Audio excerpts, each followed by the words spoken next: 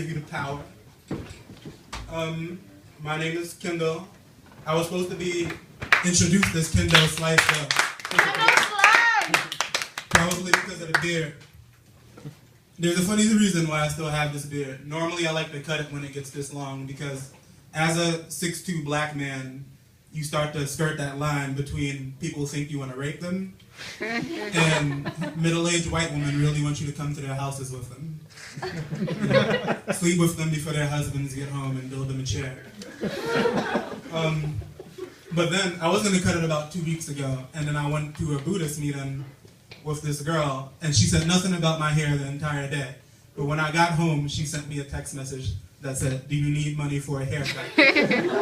And I'm like, fuck you. I'm growing my hair on purpose. Spite that little bitch. And, you know, that just reminds me of how weird women are sometimes. And because women are weird, and I'm also weird, I try to learn things about women. And women think it's impossible, but I've learned some good shit. For example, when women go to the bathroom together, all you've been wondering why, is so that we won't know when they're taking shits. That is definitely true. Ask your girlfriends later. Another thing that I learned, and I didn't even have to ask a woman about this, is that women are really jealous of you when you're interested in a girl, when you think a girl is pretty. Any random girl in the street, if you think she's pretty, your girlfriend is like, no. But if you think Beyonce is pretty or something, they're just like, whatever, you think Beyonce is pretty, you can't have Beyonce. Stay away from that local bitch stuff. And I just feel like there's only one way to respond to that properly, and it's to let her know that the only reason I'm not fucking Beyonce is because she's not a local bitch. Because in reality, most men feel like they can. Beyonce is famous, and famous people, pretty much by law, have to smile at you if you smile at them. And all men know, once a woman smiles at you, you're in there, it's on. Just take her home, smile the rest of the night together. Are you guys into movies? Yeah. Well, have any of you seen Wall Street 2?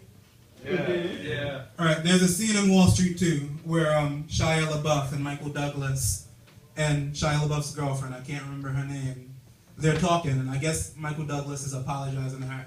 And then it zooms in on her face really, really close. And I guess the idea is that she's going to accept his apology. But in my mind, I just envision her saying, "Suck my dick." And then the credits roll in. Like the movie would have ended like that. And I think so many movies would be much better if they ended in that way. Toy Story 3, for example. Toy Story 3 was a great movie and it's emotional as hell. The entire movie, all these toys are just doing everything in their power to get back to Andy and be his toys again.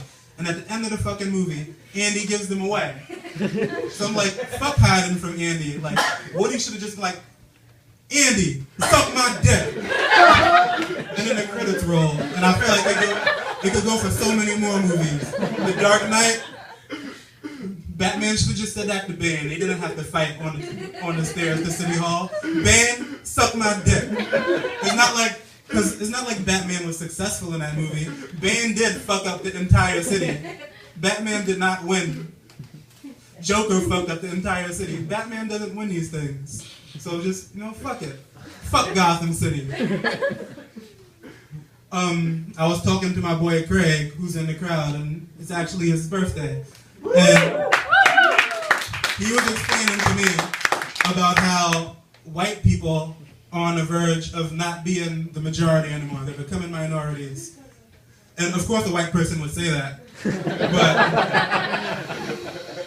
But I think it's interesting because he believes that white people are going to have so much fun as the minority. And I think it's true. Because if you see white people as the majority and white guilt, like, if you can enjoy being the majority so much, you're fucking prepared to be the minority.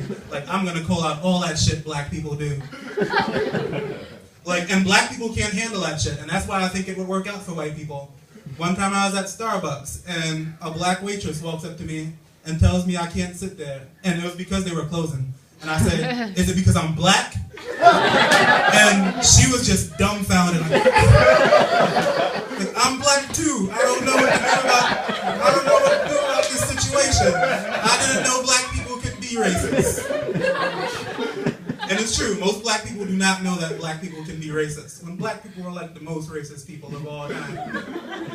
For example, there was a story about at Howard University, 2 white kids used the affirmative action policy to get onto the football team. And black people were just like, but affirmative action isn't for white people. And actually it is. If there are only 2 white people in Howard University, I think affirmative action applies there. I think you should be allowed on the football team. That's all I'm saying. Who else is gonna run slow and run for you? White people.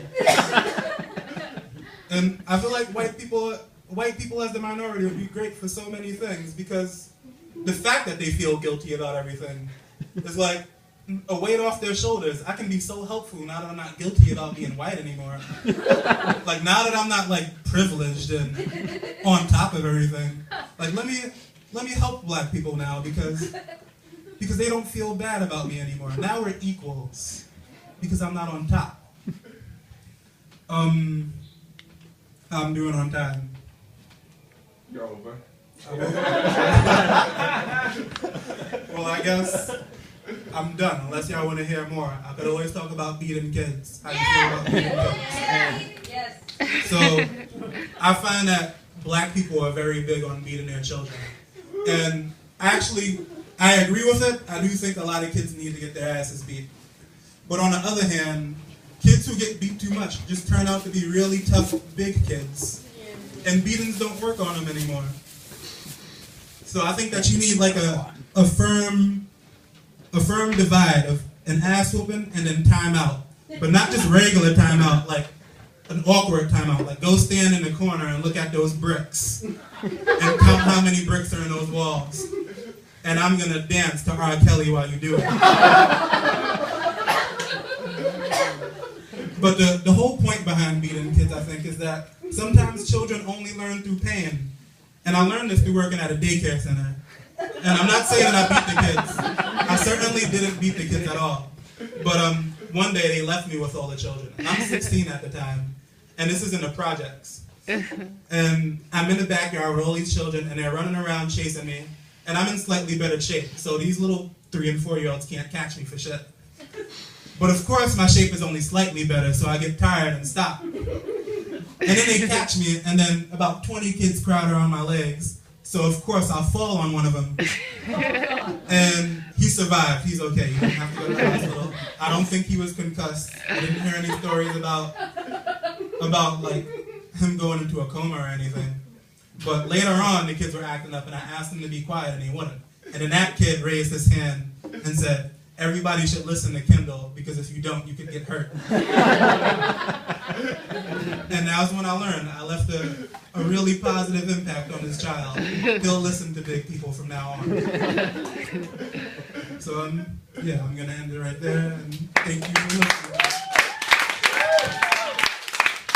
And thank you for coming to the open mic, and all the people who performed. I don't know all their names. The ones who I pronounced wrong.